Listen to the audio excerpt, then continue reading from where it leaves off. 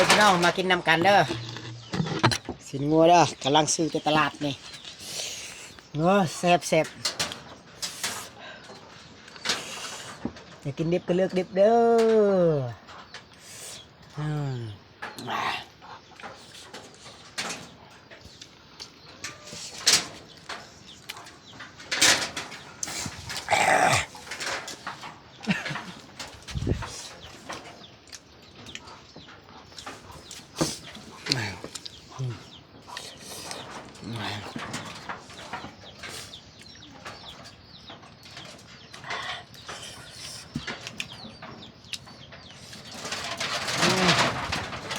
แซ่บ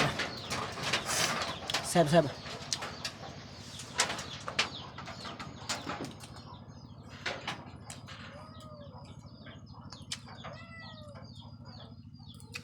ไง